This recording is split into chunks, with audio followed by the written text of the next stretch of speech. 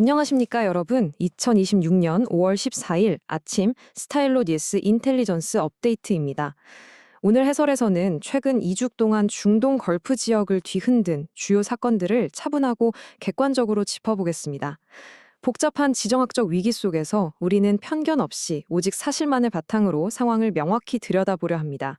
자, 그럼 시작해볼까요? 본격적인 시작에 앞서 오늘 브리핑은 프로웨이브 AI의 지원으로 제공된다는 점 말씀드립니다. 프로웨이브 AI는 AI 기반 오픈소스 인텔리전스 프로그램인 스타일로 인텔옵스, 그리고 여러분이 접하시는 상용 플랫폼인 스타일로 뉴스의 개괄사입니다. 오늘 다룰 핵심 안건들 간략히 짚고 넘어가죠. 요약 보고를 시작으로 호르무즈 해협의 해상전 양상, 미사일 및 대리인 위협을 봅니다. 이어서 이런 사태가 미치는 다계층적 영향과 여론 동향을 살핀 뒤 향후 전략적 전망까지 순차적으로 정리해드리겠습니다. 첫 번째 순서, 요약 보고입니다. 지난 2주간 페르시아만 지역의 전반적인 안보 현황을 바로 확인해 보겠습니다. 현재 인텔리전스 정보상 가장 신뢰도가 높은, 그러니까 가장 뚜렷한 위험 요소는 크게 두 가지로 압축됩니다. 첫째는 아랍에미리트를 주요 표적으로 삼은 직접적인 군사 타격 압박이고요. 둘째는 호르무즈 해협에서 벌어지고 있는 심각한 해운 혼란입니다. 반면에 테러나 대리인 조직에 의한 위협은 아직 중간 수준으로 직접적인 타격보다는 부차적인 양상을 띠고 있는 것으로 분석됩니다. 다음 두 번째 섹션으로 넘어가겠습니다. 지금 군사적 긴장감이 가장 높게 고조된 곳이죠. 호르무즈 해협의 해상전 양상입니다. 이번 사태의 핵심 무대는 글로벌 에너지 운송의 최대 병목 구간, 바로 호르무즈 해협입니다. 여러분, 만약 이 해협이 막히면 어떻게 될까요? 아랍에미리트는 남쪽의 푸자이라 항구를 필수 우회로로 써야만 하는데요. 전 세계 에너지 가격을 쥐고 흔들 수 있는 물리적 충돌이 지금 정확히 이 두 거점에 집중되어 있습니다. 이곳에서 미국과 이란은 그야말로 정반대의 목표로 대치 중입니다. 미국은 자유작전을 통해 방어적인 해군 호위를 제공하고 상선의 자유로운 항해를 보장하려 하죠. 반면에 이란은 이른바 페르시아만 해협청을 신설했습니다. 통항허가증과 통행료를 강제하면서 해당 수역에 대한 확고한 주권을 주장하고 있는 겁니다. 지난 2주간 벌어진 무력 충돌의 구체적인 사실들을 볼까요? 해상 위험 때문에 무려 50척이 넘는 상선이 항로를 돌리거나 대기하고 있습니다. 미군은 봉쇄를 우회하려던 이란 유조선 2척을 무력화시켰고요. 이에 맞서 이란은 오만만에서 상업 유조선 오시언 코이오를 납포했습니다. 게다가 미군이 이란 혁명수비대 소속 고속정들과 교전에 파기한 사실도 확인되었습니다. 상황이 꽤 긴박하게 돌아가고 있죠. 자, 이제 세 번째 섹션입니다.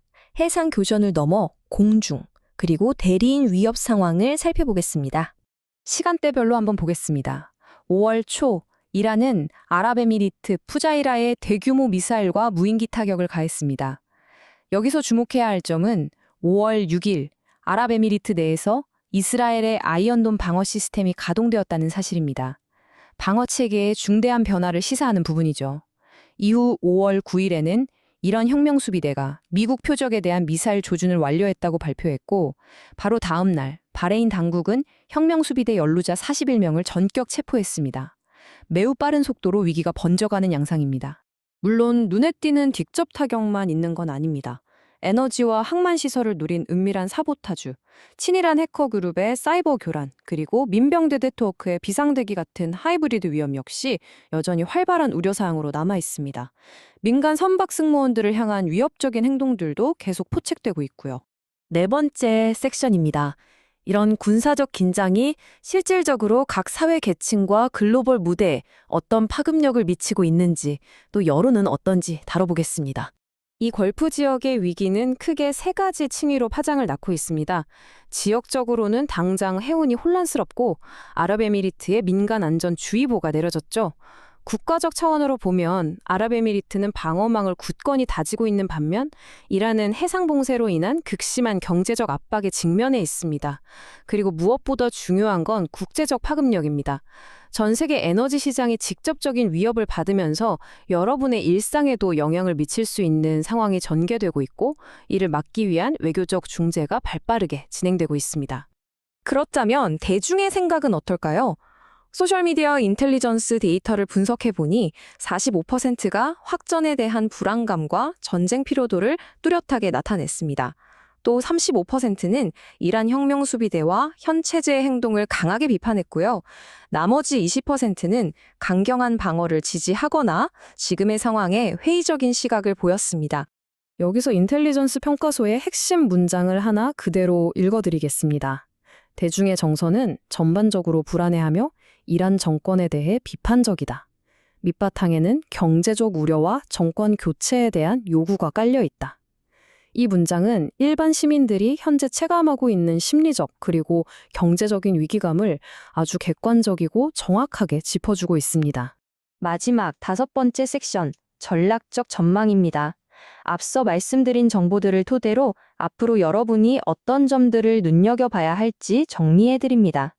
사태를 이끄는 주요 의사결정자들의 속내는 확연히 다릅니다. 미국 행정부는 일단 방어적인 해상봉쇄 유지로 태세를 전환했습니다. 반면에 이란 혁명수비대는 주권을 주장하며 확전의 우위를 선점하려고 하죠.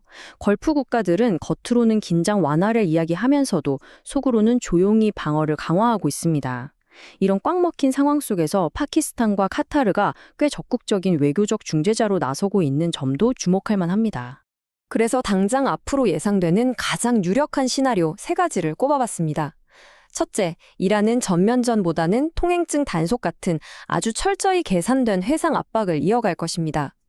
둘째, 걸프 인프라를 노린 사보타주나 사이버 공격 가능성도 큽니다. 그리고 셋째, 이에 맞서 미국과 동맹국들은 글로벌 물류망을 지키기 위해 해상 호위 작전을 지속적으로 펼치게 될 것입니다. 이제 오늘 아침 브리핑의 결론을 맺을 시간입니다. 오늘 짧은 시간 동안 최근 2주간의 사실들을 짚어보았는데요. 보다 깊이 있는 상세 분석이 궁금하시다면 즐겨 찾으시는 채널이나 본 게시물의 링크를 통해 이란 인텔 업데이트, 해상전, 대리인 위협, 그리고 걸프 지역 불안정성, 전체 오디오 해설을 꼭 청취해 보시기 바랍니다. 스타일로 뉴스 홈페이지에 접속하셔서 구독하시면 이처럼 AI 기반의 맞춤형 뉴스를 언제든 만나보실 수 있습니다. 자, 과연 국제사회의 외교적 중재가 이 통제불능의 확전을 막아낼 수 있을까요? 아니면 걸프 지역은 이미 돌아올 수 없는 강을 건너버린 걸까요? 앞으로의 행보를 계속 주시해야겠습니다. 오늘 아침 해설에 함께해 주셔서 감사합니다.